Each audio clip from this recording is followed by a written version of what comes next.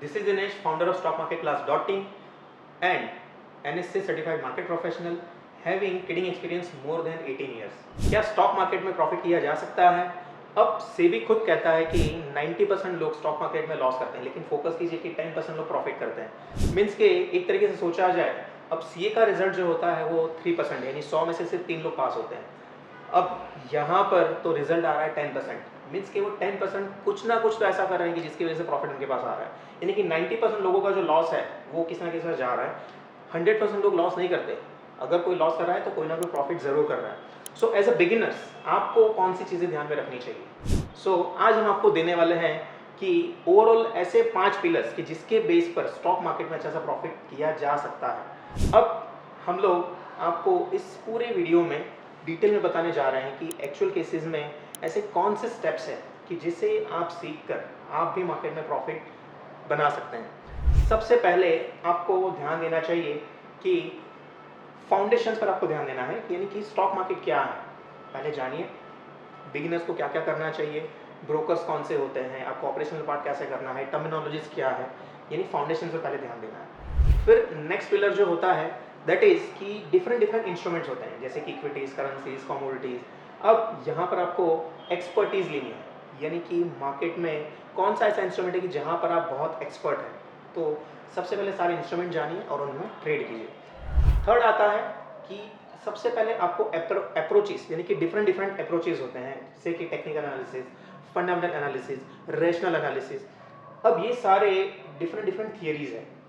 हमारा ध्यान, क्या हमें टेक्निकल अच्छा लग रहा है, फंडामेंटल अच्छा लग रहा है, या फिर दोनों का combo that is rational analysis, इस पर आपका ध्यान होना चाहिए।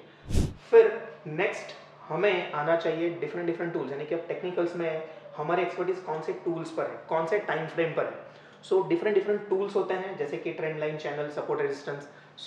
वहाँ पर हमारी एक्सपर्टीज कौन से टूल पर आ रही है, या फंडामेंटल्स में देखिए कि पी रेशियो क्या होता है, रिटर्न ऑन नेटवर्क क्या होता है, प्राइस टू बुक वैल्यू क्या होता है। कि डिफरेंट डिफरेंट टूल्स के बेस पर हम लोग वहाँ पर प्रेडिक्शंस कर सकते हैं। फिर नेक्स्ट आता है the main thing that is psychology management, यानी कि यहाँ पर जब भी आपको स्टॉक मार्केट में प्रॉफिट हो रहा है या जब भी लॉस हो रहा है, तो वहाँ पर जो फियर और ग्रीड जो हो रहा है, तो उसे हमें कैसे मैनेज करना है, that is called as a psychology management. यानी कि एज अ बिगिनर जब भी आप मार्केट में जा रहे हैं, सबसे पहले ये 5 स्टेप्स पर आपका ध्यान होना चाहिए। एक तरीके से ऐसा समझ लेते हैं कि अगर आप बिगिनर हैं तो आपके अंदर सबसे पहले क्यूरियोसिटी जरूर होनी चाहिए। मार्केट में जाने से पहले आपकी क्यूरियोसिटी, यानी कि मुझे शुरुआत कैसे करनी चाहिए। बस कुछ शॉर्टकट्स लगा के कहीं ना कहीं पर जाके हमें कुछ 2-4 वीडियोस देखकर, आधी अधूरी बुक पढ़कर तुरंत ही मार्केट में नहीं जाना चाहिए। शुरुआत से ही क्लैरिटी होनी चाहिए कि शुरुआत करनी है तो कैसे करना है। बिकॉज स्टॉक मार्केट अब छोटा मोटा कोई ट्रेडिंग या सट्टा नहीं है, इट्स अ प्रोफेशनल बिजनेस। जो लोग स्टॉक मार्केट में इसे एज अ सट्टे की तरह लेते हैं या स्पेकुलेशन की तरह जाते हैं, वही लोग, उनके लिए वो जुआ ही है और जुए की तरह वो लोग ट्रेड करते हैं और इसीलिए लॉस करते हैं। लेकिन जो लोग मार्केट में एक प्रोफेशनल बिजनेसमैन है या स्टॉक मार्केट में प्रॉफिट बिजनेस की तरह सोच रहे हैं, वो लोग ज़रूर प्रॉफिट करके बाहर निकलते हैं। सबसे पहले शुरुआत करनी है कि कैसे हमें शुरुआत करनी है, स्टॉक मार्केट में कैसे जा सकते हैं, उसकी सारी टेक्नोलॉजीज के बारे में जानिए, है ना, कि ब्रोकर्स क्या होते हैं, एक्सचेंजेस क्या होते हैं, आईपीओ क्या होता है, उनकी सारी टेक्नोलॉजीज के बारे में हमें जानना शुरू करना है। फिर हमें कि हम लोग मार्केट में प्रॉफिट कैसे कर सकते हैं, कोई एक नीश आइडेंटिफाई करना है कि जिस तरीके से हम लोग प्रॉफिट कर सकते हैं। अब मार्केट में कुछ लोग ऐसे हैं कि सिर्फ आईपीओ आते हैं तो 10-15 दिन का इन्वेस्टमेंट करके सिर्फ आईपीओ से पैसा अर्न कर लेते हैं। कुछ लोग राइट इशू में अप्लाई करके वहाँ से भी पैसा अर्न कर लेते हैं। कुछ लोग बास्केट ऑर्डर पंच करके वहाँ से प्रॉफिट अर्न कर लेते हैं। आपको अपना नीश आइडेंटिफाई करना है कि आप लोग एक्चुअली कहाँ से कैसे जा सकते हैं। फिर आपको देखना चाहिए कि ऐसी कौन सी चीज़ें होती है। देखिए, सक्सेसफुल लोगों को देखने से हमें मोटिवेशन मिलता है, लेकिन जब भी आप फेलियर्स को देखते हैं तो हमें पता चलता है कि हमें ये गलती नहीं करनी। मार्केट में लॉसेस कैसे किए जाते हैं, यानी लोग कैसे लॉस करते हैं, तो वो सारे तरीके भी जान लेने की इस तरीके से लॉसेस होते हैं। अब वो तरीके जानने से फिर उसका प्रिवेंटिव स्टेप, यानी कि हम लोग क्या ऐसा करें कि जिससे हमें लॉस ना हो, उसका हमें आइडिया आ सकता है। फिर हमें जानना है कि क्या मार्केट में कोई ऐसी स्ट्रेटेजी है जो कंसिस्टेंट प्रॉफिट बना सकती है। तो हमें अब कभी भी कोई भी स्ट्रेटेजी 100% फुल प्रूफ नहीं होती, हमें पता होना चाहिए। लेकिन कंसिस्टेंसी ये कह सकते हैं कि अगर 10 ट्रेड हम ले रहे हैं तो 10 में से 7 से 8 ट्रेड अगर आपके सही हो रहे हैं, मीन्स कि वो स्ट्रेटेजी आपके लिए कंसिस्टेंट प्रॉफिट बना रही है। फिर आपको ऑलवेज कि अगर मुझे स्टॉक मार्केट में जाना है तो हमें कितना पैसा इन्वेस्ट करना पड़ेगा, से कि हम लोग ट्रेडिंग करना चाहते हैं या इन्वेस्टमेंट करना चाहते हैं, दोनों रास्ते अलग है। तो ट्रेडिंग के लिए कितना पैसा चाहिए, इन्वेस्टमेंट के लिए कितना पैसा चाहिए। या फिर हम कहें कि एक तरीके से अगर मुझे फुल टाइम ट्रेडिंग करना है या पार्ट टाइम ट्रेडिंग करना है या इन्वेस्टमेंट करना है, तो हमें कितना पैसा इन्वेस्ट करना पड़ेगा। सो वन बाय वन करके सबसे पहले स्टॉक मार्केट में हमें क्लैरिटी होनी चाहिए कि एक्चुअल केसेस में I am a good trader और आई एम अ इन्वेस्टर। क्योंकि ट्रेडर अगर मान लेते हैं कि 25,000 या 50,000 से भी ट्रेडिंग स्टार्ट कर सकते हैं, लेकिन जब आप इन्वेस्टमेंट कर रहे हैं तो इन्वेस्टमेंट भी 25,000 से स्टार्ट हो सकता है, 50,000 से स्टार्ट हो सकता है। लेकिन क्या होता है कि जो रिटर्न्स मिलते हैं, सो ट्रेडर्स क्या है कि कंसिस्टेंट बाइंग सेलिंग करके उनका रिटर्न आपको थोड़ा सा ज़्यादा दिखाई देगा। लेकिन जब इन्वेस्टर होते हैं तो अगर आप 5 साल 25,000 का इन्वेस्टमेंट करेंगे भी तो उस पर रिटर्न थोड़े से कम दिखाई देंगे। सो एक तरीके से ये भी क्लैरिटी होनी चाहिए कि हमें ट्रेडिंग करना चाहिए कि इन्वेस्टमेंट करना चाहिए, फुल टाइम करना है या पार्ट टाइम करना है। इवन फुल टाइम हम कम शुरू कर सकते हैं या पार्ट टाइम हमें कब तक रखना है। इवन ज़्यादातर लोग कहते हैं कि मुझे हमारा जॉब या बिजनेस छोड़ के मुझे फुल टाइम स्टॉक मार्केट में जाके ट्रेडिंग करना है। तो ये क्लैरिटी होनी चाहिए कि अगर आपको स्टॉक मार्केट में जाना है, फुल टाइम ट्रेडिंग करना है, तो सबसे पहले कि एक मिनिमम 1 से 2 साल तक का आपका एक सरप्लस पैसा होना चाहिए कि अगर आपने 1 साल तक कुछ भी अर्निंग नहीं की, कोई भी अर्निंग आपका स्टॉक मार्केट में शुरू नहीं होता है, फिर भी आपका जो भी है लाइफ लिविंग रेगुलर चल सके, उतना प्लानिंग होना चाहिए। इवन हम लोग कहते हैं कि आपको स्टॉक मार्केट में ट्रेडिंग तब स्टार्ट करना चाहिए फुल टाइम कि जब आप लोग आपका जो भी बिजनेस है उससे जो भी प्रॉफिट आ रहा है या फिर आपका जो भी आपका सैलरी है, सो सैलरी से जितनी भी इनकम आपकी हो रही है उससे 2 गुना या 3 गुना आपकी इनकम अगर स्टॉक मार्केट शुरू हो रही है, तभी आपको स्टॉक मार्केट में फुल टाइम जाना चाहिए। सो ये क्लैरिटी होना बहुत ज़रूरी है। फिर अगर सिंपल है कि गुरु बिना ज्ञान नहीं। सो अगर आपको लग रहा है कि नॉर्मली हम लोग यूट्यूब से, सोशल मीडिया से या बुक्स पढ़ के बहुत सारी चीज़ें सेल्फ स्टडी कर रहे होते हैं, लेकिन फिर भी अगर आपको कोई मेंटोर मिलते हैं तो मेंटोर से सिंपल है कि जिस फील्ड में आपको एक्सपर्टीज़ लानी है, तो सबसे पहले उस फील्ड में जाके उस फील्ड के जो भी एक्सपर्ट है वहाँ से हमें एक्सपर्टीज़ ज़रूर लेनी चाहिए। तभी हमें क्या है कि शुरुआत करनी चाहिए। सो अगर आपको स्टॉक मार्केट में जाना है, सो आपके पसंदीदा जो भी एक्सपर्ट आपको लग रहा है कि ये आपको अच्छे से गाइड कर सकते हैं, तो आपको वहाँ पे जाके ज़रूर एक बार सीखना चाहिए। तो वहाँ पर हमें कौन से कोर्सेज ज्वाइन करने चाहिए, जैसे कि फाउंडेशन रिलेटेड या इंस्ट्रूमेंट रिलेटेड या technical fundamentals related, psychology management related. So उस तरह के उनके जो भी मेंटर्स होंगे, स्पेशलिस्ट होंगे, वहाँ से आपको एक बार ज़रूर सीखना चाहिए। फिर आता है कि जैसे कि अगर मुझे उस फील्ड का मास्टर बनना है तो हमें कितना टाइम जाएगा। स्टॉक मार्केट में अगर आपको एक्सपर्ट बनना है तो आपके लिए कितना टाइम आपको चाहिए। अब ये डिपेंड करता है हर किसी के नेचर वाइज। कुछ लोग फास्ट लर्नर्स होते हैं और कुछ लोग थोड़े से स्लो लर्नर्स होते हैं। सो एक तरीके से यहाँ पर क्या है कि सबसे पहले कुछ लोग सिंपल है कि हम लोग सुनते हैं, सीखते हैं, समझते हैं और फिर उसे अप्लाई करते हैं। सो नॉर्मल एक सुनना, सुन लिया, थोड़ा बहुत आइडिया आ गया, जाके कहीं पर जाके सीखते हैं तो सीखने में थोड़ा सा टाइम जाता है। समझने में सिर्फ सीखना, सीख तो लिया लेकिन सीखना और समझना दोनों चीज़ें डिफरेंट है ना।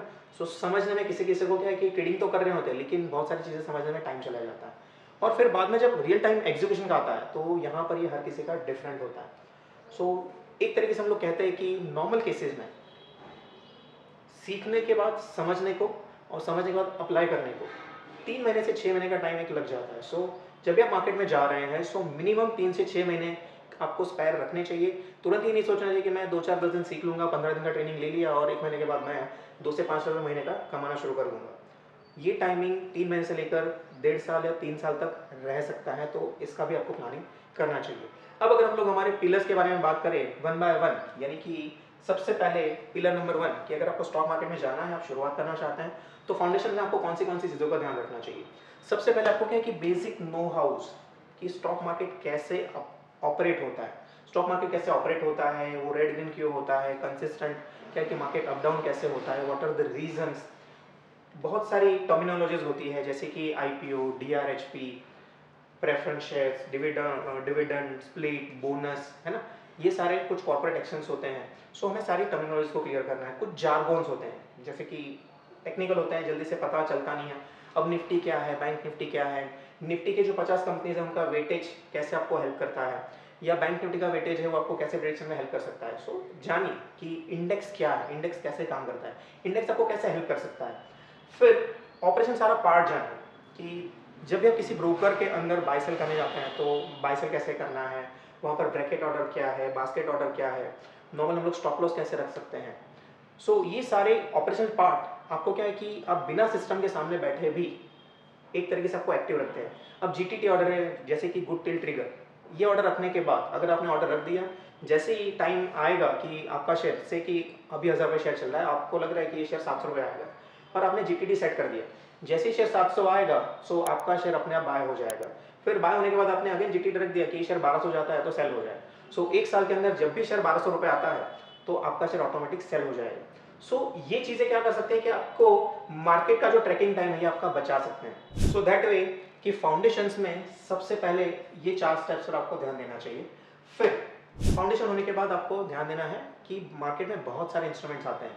से फॉर एग्जांपल कि इक्विटी शेयर्स होते हैं, फ्यूचर्स ऑफ इक्विटीज, फिर ऑप्शंस कॉल पुट होते हैं, फिर यहाँ पर कमोडिटीज़ होते हैं, करेंसी फॉरेक्स होता है। अब इंडियन करेंसीज और फॉरेन करेंसीज, यानी कि इंडिया में एनएससी पर जो ट्रेड हो रहा है, एनएससी, एमसीएक्स और बीएससी पर जो ट्रेड हो रहे हैं वो इंडियन करेंसीज हम कहते हैं। और फॉरेक्स यानी कि जो इंडिया में एक्चुअली ट्रेडेड नहीं है, जो बाहर की कंट्रीज़ में जो ट्रेड हो रहे हैं वो फॉरेक्स हम लोग एक तरीके से फॉरेन एक्सचेंज में है, दोनों फॉरेक्स ही, लेकिन एक इंडिया में ट्रेड होने वाले और दूसरे आउट ऑफ इंडिया ट्रेड होने वाले। फिर क्रिप्टो करेंसीज जैसे कि बिटकॉइन, शिवा, राइट। फिर मार्केट में डिबेंचर बॉन्ड्स होते हैं, आफ्टर दैट ईटीएफ्स होते हैं, वारंट्स होते हैं, ट्रेजरी बिल्स होते हैं, रियल एस्टेट इन्वेस्टमेंट ट्रस्ट होते हैं। सो ये सारे के सारे इंस्ट्रूमेंट है। अब क्या हो रहा है कि ज़्यादातर लोग क्या है कि अपने किसी फ्रेंड या रिलेटिव के सजेशन के बेस पर क्या होता है कि मार्केट में किसी भी इंस्ट्रूमेंट में एंट्री ले लेते हैं और फिर बहुत बड़ा लॉस लेकर बाहर निकलते हैं। अब ऐसा क्यों होता है? ज़्यादातर किसी में जिस किसी सेगमेंट में आप जा रहे हैं वहाँ पर आपकी खुद की एक्सपर्टीज होनी चाहिए। जिस तरह से टर्टल को अपनी कैपेसिटी पता है कि वो बहुत फुल स्पीड में दौड़ नहीं सकता, सो मार्केट में भी ऐसा होता है कि अब जैसे कि ट्रेडर कि जिस तरह से हम कहते हैं उनका कंपेयर कर सकते हैं रैबिट से, कि रैबिट बहुत स्पीड में दौड़ सकता है लेकिन टर्टल धीरे धीरे चलता है। सो अगर हम लोग क्या है कि धीरे स्लो स्पीड में चलने वाले हैं तो हमें इन्वेस्टमेंट करना चाहिए, लेकिन हम लोग फास्ट स्पेस में जा सकते हैं, दौड़ सकते हैं, तो आप ट्रेडिंग में जा सकते हैं। सो एक तरीके से एग्जाम्पल वाइज सिंपल है कि कहीं कहीं पर आप जब भी ट्रेडिंग करेंगे तो ट्रेडिंग करते करते आपको खुद को रियलाइज़ होगा कि मैं बेस्ट ट्रेडर हूँ या मैं बेस्ट इन्वेस्टर हूँ। साथ में जब भी आप लोग सारे इंस्ट्रूमेंट में ट्रेड करेंगे तो कहीं कहीं पर बिना मेहनत के भी आपको अच्छा सा प्रॉफिट दिखाई देगा और कहीं कहीं पर बहुत मेहनत करने के बाद भी आपको प्रॉफिट नहीं होगा। सो ये रिजल्ट आपके सामने आएंगे और आप खुद गेज कर पाएंगे कि आप कौन से इंस्ट्रूमेंट में एक्सपर्ट हैं। और जब तक इंस्ट्रूमेंट की एक्सपर्टीज नहीं है तब तक आपको आगे बढ़ना नहीं चाहिए। कोई और आपके लिए तय नहीं करेगा कि आप कौन से कपड़े पहनेंगे, आप कौन से इंस्ट्रूमेंट में काम करेंगे। आप खुद तय करेंगे आपकी खुद की रिस्क टेकिंग कैपेसिटी के बेस पर कि मेरे लिए इक्विटीज बेस्ट है, इक्विटी फ्यूचर्स बेस्ट है, ऑप्शंस बेस्ट है या फिर करेंसी कमोडिटी मेरे लिए सबसे बेस्ट है। सो ये क्लैरिटी ज़्यादातर लोग मार्केट में इसीलिए लॉस करते हैं क्योंकि उन्हें ये पता ही नहीं है कि उनकी एक्सपर्टीज कौन से सेगमेंट में है। वो किसी और को देखकर मार्केट में वहाँ पर एंट्री करके बड़ा सा लॉस करके बाहर निकलते हैं। सो आपके लिए क्लैरिटी होना बहुत ज़रूरी है, इंस्ट्रूमेंट क्लैरिटी को ध्यान में रख लीजिए। नेक्स्ट अगर हम लोग बात करें कि अप्रोचेस, यानी कि मार्केट में एक तरीके से बहुत सारी थ्योरीज है।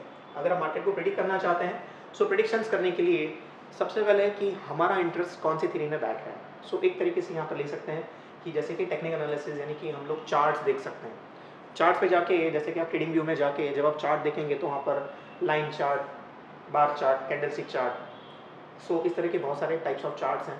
फिर वहाँ पर बहुत सारे डिफरेंट टूल्स होते हैं, trend line, channel, support, resistance. So आपको इंटरेस्ट एक तरीके से समझ लीजिए कि अगर हम लोग एक पिक्चर देख रहे हैं कि जिसके अंदर क्या हो रहा है, सूरज उग रहा है, वहाँ से नदी बह रही है, पर्वतों में से नदी बह रही है, पंछी उड़ रहे हैं, पेड़ पौधे हैं, और यही चीज़ अगर ऐसे में लिखी हुई है, ऐसे अगर लिखा हुआ है, बुक में लिखा हुआ है, सो आप लोग पिक्चर देखना पसंद करेंगे या फिर ऐसे पढ़ना पसंद करेंगे। तो एक तरीके से जब हम लेते हैं कि फंडामेंटल एनालिसिस जो है, तो फंडामेंटल एनालिसिस एक तरीके से ऐसे पढ़ने जैसा है, यानी कि आपको बहुत सारी चीज़ें रीड करनी पड़ेंगी, चार्ट्स बहुत कम दिखते हैं, और टेक्निकल जो है वो पूरा ग्राफ आपको दिखाई देगा। सो जब आप ग्राफ देखेंगे सो ग्राफ में आपको कैंडल स्टिक्स एनालिसिस करना है, लेकिन फंडामेंटल्स में आपको रिटर्न ऑन इक्विटी है, पीबी रेशियो है, एक तरीके से लेते हैं कि नेटवर्क क्या होता है, कंपनी का बुक वैल्यू क्या होता है, नेट एसेट वैल्यू क्या होता है। सो टेक्निकल एनालिसिस है, फंडामेंटल एनालिसिस है। फिर कुछ लोग टेक्निकल्स के एक्सपर्ट होते हैं, कुछ लोग फंडामेंटल्स के एक्सपर्ट होते हैं, और कुछ लोग कहते हैं कि जब मार्केट में एंट्री कर रहे हैं तो हमें क्या है कि टेक्निकल्स भी देखने हैं और फंडामेंटल्स भी देखने हैं, यानी कि जिस कंपनी के फंडामेंटल स्ट्रांग है लेकिन टेक्निकल्स अगर स्ट्रांग नहीं है तो वहाँ पर काम नहीं करना चाहिए। अगर किसी कंपनी के टेक्निकल स्ट्रांग है लेकिन फंडामेंटल स्ट्रांग नहीं है तो आपको वहाँ पर ट्रेड नहीं करना चाहिए। मीन्स के दोनों को साथ में लेके चलना है, that is called as a rational analysis. So ज़्यादातर लोगों को रैशनली होना चाहिए, नहीं कि हमें टेक्निकल्स भी सीखने हैं और फंडामेंटल सीखने हैं, हमें दोनों का एक्सपर्ट बनना है। सिर्फ एक के बेस पर नहीं जाना चाहिए, क्योंकि टेक्निकल्स आपको 200 300 500 शेयर्स खरीदने का कॉन्फिडेंस दे सकता है। एक तरीके से कहें कि 10 लाख 20 लाख 50 लाख तक जाए तो टेक्निकल्स आपको बहुत अच्छे से हेल्प करेंगे। लेकिन जैसे आपका इन्वेस्टमेंट ज़्यादा बढ़ना शुरू हो जाएगा, 10 लाख 20 लाख 50 लाख 2 करोड़ 5 करोड़, तो ऐसे केस में टेक्निकल्स आपको फील होगा कि टेक्निकल्स ने बीच में आपका हाथ छोड़ दिया। तो फंडामेंटल्स आपको क्या आएंगी, फंडामेंटल्स आपको स्ट्रॉन्ग सपोर्ट करेंगे कि यहाँ पर शांति से वेट करो, कंपनी के फंडामेंटल स्ट्रॉन्ग है, कंपनी का प्रोडक्ट स्ट्रॉन्ग है, कंपनी का मैनेजमेंट स्ट्रॉन्ग है, कि जिसके बेस पर आपको शांति से वेट करना है, ये कंपनी ज़रूर ऊपर जाएगी। सो यहाँ पर टेक्निकल्स, फंडामेंटल्स, रैशनल एनालिसिस, और फिर साथ में क्या होता है कि हमें सीखना है मनी मैनेजमेंट। क्योंकि हर किसी के पास जितना भी पैसा होता है हमें लगता है कि हमारा पैसा कम ही है। मुकेश अंबानी जी को भी लगता है कि हमारा पैसा कम है। सो अब जो भी पैसा है हमें उसी में मैनेज करना है। सो अब उस पैसे को हमें कहाँ पर कितने परसेंट में इन्वेस्ट करना है। से फॉर एग्जांपल कि हमारे पास 1 करोड़ रुपए है, सो हमें उस 1 करोड़ में क्या करना है। आप चाहे तो 1 करोड़ एक ही कंपनी में इन्वेस्ट कर सकते हैं, या तो फिर आप 1 करोड़ में 5 डिफरेंट कंपनीज में इन्वेस्ट कर सकते हैं, या तो फिर हम लोग 1 करोड़ में 10 डिफरेंट कंपनीज में इन्वेस्टमेंट कर सकते हैं। अब इन तीनों कॉन्सेप्ट में मान लेते हैं कि अगर आपने एक ही कंपनी में सारा 1 करोड़ इन्वेस्ट कर दिया और अगर वो कंपनी बंद हो गई तो आपका पूरा 1 करोड़ गया। अगर आपने 1 करोड़ के अंदर 5 कंपनीज में इन्वेस्टमेंट किया होगा, यानी 20 लाख कर आपने इन्वेस्टमेंट किया होगा, अगर मान लेते हैं एक कंपनी बंद हो गई तो आपका 20% दाव पे लगा हुआ है। यानी अगर एक कंपनी बंद हो भी गई तो आपका 20% गया, बाकी का 80% सेफ है। लेकिन अगर आपने मान लेते हैं कि 1 करोड़ में 10 डिफरेंट कंपनीज में इन्वेस्टमेंट किया होगा और 2 कंपनीज बंद हो गई, सो ऐसे केस में क्या हुआ कि 2 कंपनीज बंद होने के बावजूद भी आपकी 8 कंपनीज में अभी भी पैसा आपका सेफ है। यानी कि अब अगर 20% गया भी हुआ है तो बाकी की जो 8 कंपनीज है वो पैसा रिकवर कर भी सकती है। लेकिन अगर एक ही कंपनी ने सारा पैसा डाल दिया और वो अगर बंद हो गई तो पूरा पैसा आपका लॉस हो सकता है। सो इसीलिए यहाँ पर मनी मैनेजमेंट सीखने की ज़रूरत है। फिर अगर हम लोग नेक्स्ट जाए कि रिस्क मैनेजमेंट, एक तरीके से हमें क्या है कि किस तरह की कंपनीज में इन्वेस्टमेंट करना है, हम लोग मैक्सिमम कितना लॉस बेयर कर सकते हैं। से कि अगर हमने 1 करोड़ का इन्वेस्टमेंट किया हुआ है, सो अब कुछ लोग क्या होते हैं कि रिस्क काउंट नहीं करते। ज़्यादातर केसेस में क्या होता है कि अगर हम लोग कहें कि 10 में से 9 लोग ऐसे होते हैं जो कभी भी स्टॉप लॉस हिट नहीं कर सकते। एक ही बंदा बहुत क्या होता है डिसिप्लिन होता है कि जो स्टॉप लॉस हिट कर सकता है। अब ज़्यादातर जो लॉस करते हैं उनका भी रेशियो ऐसा ही है कि स्टॉक मार्केट में 90% लोग लॉस करते हैं, क्यों, ज़्यादातर लोग स्टॉप लॉस लगा ही नहीं सकते। तो यहाँ पर वो स्टॉप लॉस क्या है कि एक तरीके से अगर हमने कोई शेयर 1000 में लिया हुआ है तो अगर शेयर 1100 जाता है तो हमें टारगेट हिट करना है, और अब जैसे ही 900 से आता है तो हमें स्टॉप लॉस भी हिट करना है। तो वो जो स्टॉप लॉस है कि वो 20 रुपीज़ का डिफरेंस हमें रखना है और वहाँ पर हमें एग्जिट करना है, दैट इज़ रिस्क मैनेजमेंट। या एक तरीके से ऐसा भी कहेंगे कि किस तरह की कंपनी, अगर हम लोग कंपैरिजन करें कि एक हिंदुस्तान यूनिलीवर है और एक अदानी ग्रुप है। सो अगर आपको मार्केट में इन्वेस्टमेंट करना है, सो अदानी का जो फ्लक्चुएशन है वो कैसा है, फास्ट है, जबकि हिंदुस्तान यूनिलीवर यानी पूरा एफएमसी सेक्टर लेते हैं तो थोड़ा शांति से चलता है। सो जो लोग कंजर्वेटिव टाइप के लोग होंगे तो वो लोग क्या करेंगे, सेफ हेवंस में जाना शुरू पसंद करेंगे, सेफ हेवंस में जाना पसंद करेंगे वो लोग। और जो लोग रिस्क टेकर्स है वो लोग अदानी को, यानी कि जो भी ज़्यादा फ्लक्चुएटिंग कंपनीज है वहाँ पर वो लोग इन्वेस्ट करना पसंद करेंगे। सो ये भी एक रिस्क मैनेजमेंट है कि यानी किस तरह की कंपनीज जाना और कहाँ पर जाके कितना रिस्क लेना, कितने परसेंटेज रिस्क लेना, that is a risk management. So हमें यहाँ पर वो सारे अप्रोचेस में भी ध्यान रखना चाहिए। फिर क्या होगा कि यहाँ पर डिफरेंट टूल्स पर आपका फोकस, यानी कि हम लोग अगेन कह रहे हैं कि क्लैरिटी होनी चाहिए। सो क्लैरिटी में कहे कि किस तरह की क्लैरिटी, भले आप टेक्निकल जान रहे हैं लेकिन टेक्निकल में क्या होता है कि there are different types of tools are there. जैसे कि हम लोग यहाँ पर कहें कि trend lines, channels, support resistance, chart patterns, candlestick patterns, indicators. Even यहाँ पर क्या होता है कि डिफरेंट टाइम फ्रेम्स होते हैं, 1 मिनट, 3 मिनट, 5 मिनट, 15 मिनट, आधा घंटा, 60 मिनट्स, 1 डे, वीकली, मंथली। इस तरह से आपको होता है कि टाइम फ्रेम सिलेक्शन करना है। अब ज़्यादातर लोग क्लियर होते ही नहीं कि मुझे कौन सा टाइम फ्रेम सिलेक्ट करना चाहिए, मेरे लिए सबसे बेस्ट टाइम फ्रेम कौन सा है। अब कुछ लोग कभी 1 मिनट का चार्ट देख लेते हैं, कभी वो 5 मिनट का चार्ट देखते हैं, कभी वो 1 घंटे का चार्ट देखते हैं। और क्या होता है कि 1 मिनट के बेस पर एंट्री की हुई है और एग्जिट के लिए 1 घंटे का चार्ट देख रहे हैं, तो ऐसे केस में क्या होता है कि मिसमैच हो जाता है। सो यहाँ पर एक थोड़ा सा हम लोग अगर क्लैरिटी दें कि जब भी आप लोग स्टॉक मार्केट में कोई टाइम फ्रेम देखकर, से कि 5 मिनट का आप चार्ट देख रहे हैं, उसके बेस पर आपने एंट्री की, सो आपको 5 मिनट के बेस पर ही एग्जिट करनी चाहिए। फिर वहाँ पर आपको क्या है कि टाइम स्विच नहीं करना चाहिए, क्योंकि इसी वजह से कभी कभी ज़्यादातर लॉसेज होते हैं। मीन्स के यहाँ पर टाइम फ्रेम की क्लैरिटी, आपके टूल्स की क्लैरिटी बहुत ज़रूरी है। सो टेक्निकल्स कैसे बहुत सारे टूल्स हैं कि जहाँ पर हमारा ध्यान होना चाहिए। सेम पे फंडामेंटल्स के भी टूल्स हैं, जैसे कि फंडामेंटल्स में हम लोग क्या क्या चीज़ें चेक करते हैं। फंडामेंटल्स में हम लोग P ratio, return on net worth, net asset value और बुक वैल्यू, फिर price to book ratio, price earnings to growth ratio, ये सारे टूल्स हैं जिसके बेस पर हम लोग क्या है कि स्टॉक्स को स्क्रीन कर सकते हैं। स्क्रीन करके कि 15, 20, 50 कंपनी का जो लिस्ट आया तो उसके बेस पर क्या है कि हम लोग स्टॉक सिलेक्शन कर सकते हैं। जैसे कि एक छोटा सा रूल ले कि जिस कंपनी का पी रेशियो 7 से 15 से बीच में आ रहा है, दैट कंपनी इज गुड। फिर जिस कंपनी का रिटर्न ऑन नेटवर्थ 20% से अगर ऊपर आ रहा है, that company is good. Company का बुक वैल्यू ऐसा थोड़ा ज़्यादा होना चाहिए, यानी कि यहाँ पर आइसोलेटेडली बुक वैल्यू को हम लोग ध्यान में नहीं ले सकते, लेकिन प्राइस टू बुक रेशियो को ध्यान में ले सकते हैं। तो जिस कंपनी का प्राइस टू बुक रेशियो अगर 0.5 से लेकर 3 के बीच में अगर आ रहा है, दैट कंपनी इज गुड।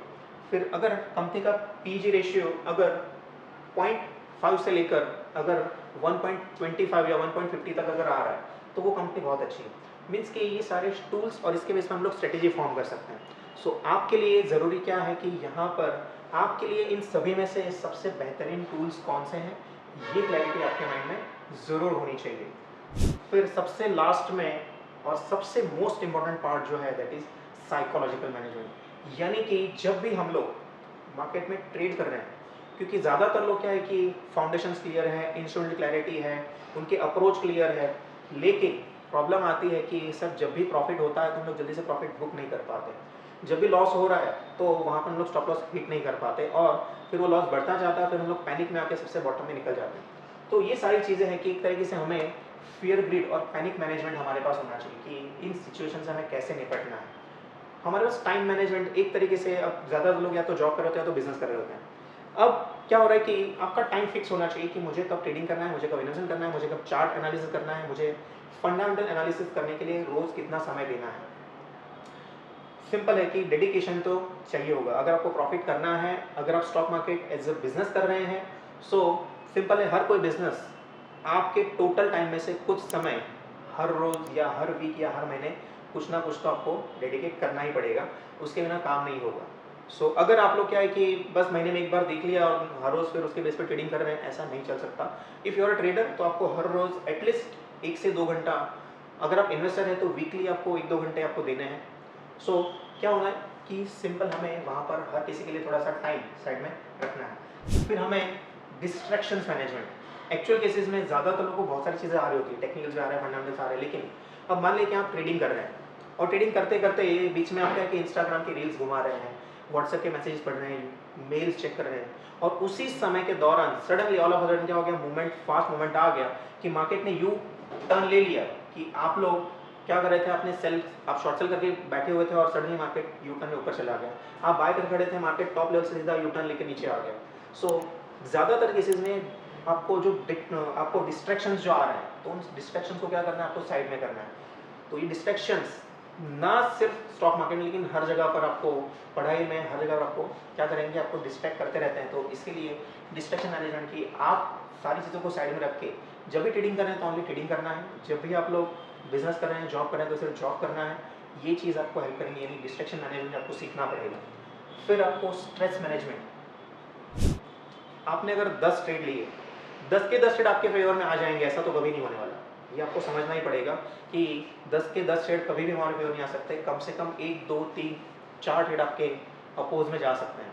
सो जब भी अपोजिट जाते हैं, सो वहाँ पर क्या होता है, हमारा बीपी अप डाउन होना शुरू हो जाता है। उस बीपी को कैसे हम लोग कंट्रोल में करेंगे, तो पहले से ही ट्रेड लेने से पहले हमें पता होना चाहिए कि अगर ये ट्रेड हमारे अपोज जाता है तो इस केस में हमें करना क्या। So that is a stress management. So एक तरीके से अगर ये सभी चीज़ों को ध्यान में रखा जाए, यानी एज अ बिगिनर अगर आप स्टॉक मार्केट में जाना चाहते हैं, 5 पिलर्स आपके बहुत स्ट्रांगली फाउंड, यानी कि सिंपल है, जब भी हम लोग मकान बनाते हैं तो सबसे पहले फाउंडेशन रखते हैं, फिर दीवारें चुनते हैं और फिर लास्ट में हम लोग स्लैब पंच करते हैं, यानी हम लोग सीलिंग बनाते हैं। सो यहाँ पर भी आपको क्या करना है कि स्टॉक मार्केट में भी अगर आप स्टॉक मार्केट की इमारत मजबूत बनाना चाहते हैं तो उसके फाउंडेशन स्ट्रांग रखिए और फिर देखिए कि प्रॉफिट कैसे होता है। अगर आप भी स्टॉक मार्केट में अपना करियर बनाना चाहते हैं और एक लॉन्ग टर्म बिजनेस माइंडसेट के साथ अगर आप प्रॉफिट करना चाहते हैं तो तुरंत हमें साइन अप करें।